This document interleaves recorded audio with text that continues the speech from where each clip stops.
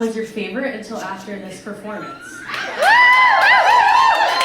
Intertwining the trans experience, blackness, nerd culture, and everything in between, Mandy will have you mesmerized by her silver tongue. Please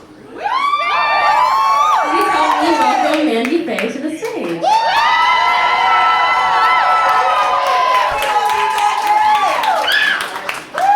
Never had a choice, never let the ups when you calm them nerves, got the whole world watching, ready, set, go, and there ain't no stopping, only one option, light it up.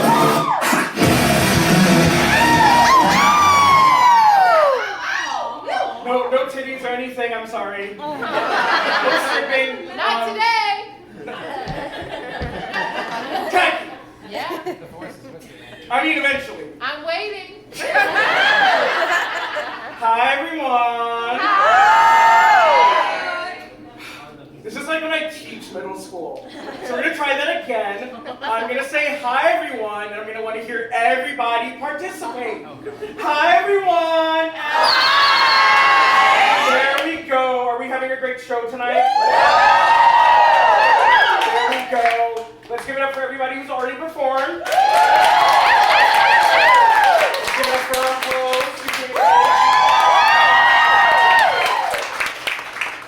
I do this every time. I don't like talking about myself, so I hype everybody else up. I read some poems and I get off the stage.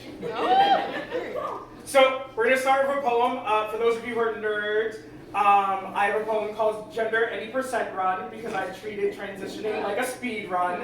I don't know if any of you know what that means. Some people are nodding their heads, so maybe some of these metaphors will work for you. I love it either way. So when I first came out, I treated girlhood like a checklist, thinking that if I had a certain amount of panties and had these many handbags and had that all these things that I accumulated would prove I was a real girl. I was viewing girlhood like an avatar, where equipping the right items and having the right things in my inventory would give me access to the girl subclass. Because after all, I had 18 years in boy, and isn't that what made me a boy? The experience points I had spec'd, and the things that I wore, and the stuff that I collected is what made me so tangibly male. When I first came out, I would ask my girlfriends if there was anything I needed to know about being a girl. Like preparing for a boss fight and consulting a strategy guide for the best in slot equipment, the attack patterns to memorize, the right abilities to use, so I could speedrun girlhood, trying to squeeze the most advantage out of my underleveled character. Replacing lived experience and knowledge. But I remember the frustration I felt when they would say there wasn't much they could share with me, and it made me more aware of how different the cis player experience was. Because when I was playing a boy, there were times I had to think about the best strat and find the right gear. I wasn't a natural.